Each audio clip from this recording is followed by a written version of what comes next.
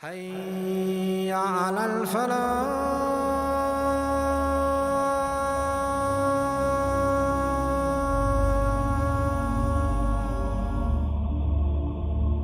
The story of Musa and Khidr alayhi salam.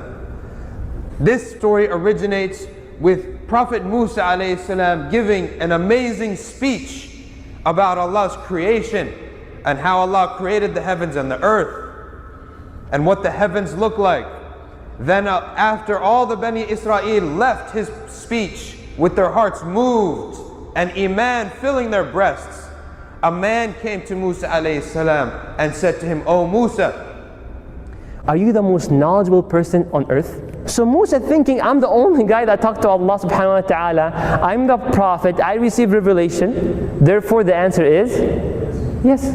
That's why he said exactly, I am the most knowledgeable person on earth. Allah subhanahu wa ta'ala reproached Musa alayhi salam, telling him that you should have not said that, you should have attributed the knowledge to Allah subhanahu wa ta'ala, and he should have said, Allahu a'lam. Musa alayhi salam was informed that there was a man more knowledgeable than him. And this man in the Quran is simply abd, a servant, a slave amongst our slaves. He's just a slave, but yet he has something that Musa doesn't have. Allah subhanahu wa ta'ala, as they were walking and he was traveling, he said, Moses, look at that bird. And he watched the bird. And he said, watch as the bird takes a drink from the ocean. Allah said, O Moses, the knowledge that you have been given is like the sip of water that little bird took from the river in comparison to the whole river.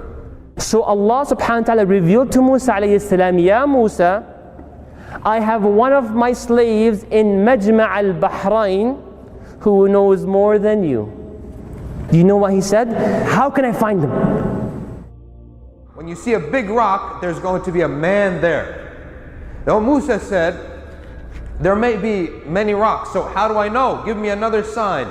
He said, take a fish or a dead fish and put it in a bowl. When that fish comes to life, then you'll know that that man was there. So he took his boy. And Musa alayhi salam told him, all what you gotta do is what? Grab that lunchbox, and the moment you see the fish missing, what do? You tell me, and this indicates that the man we're looking for is right here.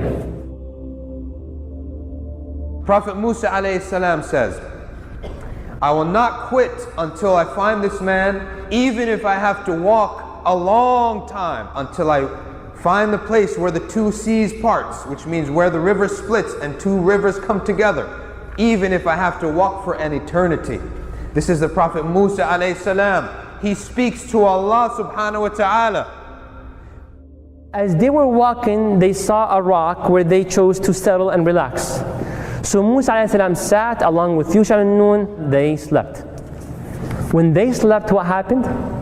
Allah subhanahu wa ta'ala ordered that water, because they're walking on the shore, right? The seashore. The water came somehow and some drops on the fish. And then the fish came back to life. That fish jumped out of that lunchbox and made its trace towards the water and then jumped in. When they woke up, Musa alayhi salam walked along with Yusha bin Nun. And Yusha did not notice the fish was missing. They kept walking and walking all day until the night came, until they both slept, until they both woke up. And then he asked Yusha, get us some lunch. And then Yusha remembered the fish. And he said, oh Musa, I remember now, Shaitan made me forget to tell you that fish woke up and jumped out of the bowl and into the river and swam away some ways back. The fish jumped out of the bowl and swam away. Is that something you would forget?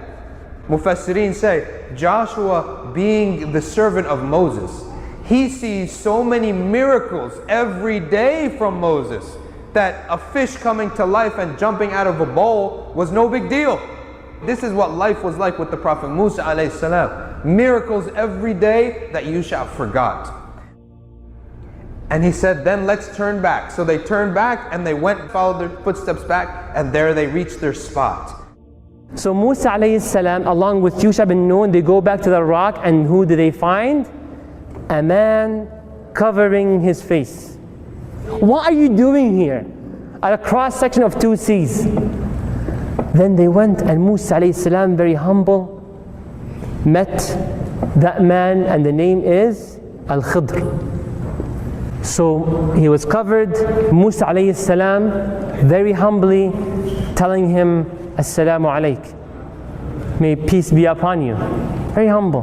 And then look what Khidr responds. And how can there be peace in your country? Then Musa alayhi salam told Khidr, I am Musa. He told him, Musa bani Israel. He said, Na'am, and I came to follow you and learn from your knowledge. Khidr said, I have knowledge that which you do not know, and you have knowledge that which I do not know. He asks, can I follow you? Initially, he rejected Moses as a student. He said, you cannot withstand being with me. You can't take it. Moses then pleaded with him. Finally, he accepted, but he said a condition. It might not make sense to you, but don't ask me about why am I doing it, what am I doing, where I'm doing it, how I'm doing it, until I tell you. Deal? Deal. And then they moved. And lo and behold, as they're walking by the seashore, they find a group of people on the boat. They went on the ship. Well, did they accept them to jump into the boat? Yes, they did. Did they pay for it? Did they pay the fare? No. They loved Khidr. They respected Khidr. They said, come along, don't worry about paying us, don't worry about it, let's go. Apparently their job, what was it? Is to take people from one place to another place. Just transportation. And Khidr didn't even pay to them. They said, we don't want any money from you. He broke the ship. Did you ruin it to make them drown? Then what did Khidr say? Didn't I say you will not be patient? Then what did Musa say? I forgot. And the Khidr did not stop, they kept moving. They saw a young boy playing with other boys, playing around. The boy was here, grabbed a sword, chopped his head off. A young boy had his head chopped off in front of Musa alayhi salam. The boy was playing with other kids. What did Musa say? The first one, okay, evil, and I forgot, and I'll try my best. But the second one, he said, you killed an innocent soul that did not kill anyone else. You have no justification to what you've done, killing that boy. What did he say? Didn't I tell you that you will not be able to be patient? Did he give him another chance? He does, the third time. Now they were going and they were starving all day long in the ocean, and then they saw that boy that got killed, and now they're very hungry, they're starving. They go into an entire village where they're all stingy, knocking on their doors, telling them, you have any food? No one giving them anything to eat, nothing. Then Khidr, as he was walking, he noticed there's a wall. Khidr said, let's go, let's do this. Do what? Let's fix the wall. Fix the wall, okay. Fix the wall, okay, straighten it up. Nice, straight, perpendicular, beautiful, perfect, solid, nice. Musa is like, are you serious? They all refused to give us food, and you built an entire wall, reconstructed a wall for them? You could have asked him for money. You could have asked him for food. You've done a job. What did Khidr say? Tell you now, explain to you what the things that you were not been able to be patient about. The first thing, he destroyed the ship. Why? Khidr said, Allah informed him that a king was coming and taking all good ships. So I broke this ship so the king won't take it. So what is this lesson? Very quickly. It is good coming out of evil. It is also a minor evil putting out a worse evil. So what would you rather? A hole in your ship, or your whole ship is stolen? He killed a boy. Allah told him, Prophet ﷺ said in hadith, this boy was stamped in the book of Allah's will, kafir. He's going to be a very bad boy. And he's going to destroy his family, his parents. Khidr killed him, so that their parents will be alleviated from the tribulation he will bring. Again, a very bad evil, very bad. Losing a child, this is one of the worst things that could happen to a mother and a father. Why? To avoid a far greater evil he will destroy them, and they may become kuffar as well because of him. He built the wall. undeserved charity or misplaced charity. Why? Amongst every evil people, there are some innocent children. And Allah told him, Al-Khidr, under this wall is a treasure for 2 innocent boys in this village. If these people are so wicked, if this wall collapses, they will steal the treasure. And these 2 orphan boys will have no wealth to live off of. So build up this wall again to protect it from the evil people of this village.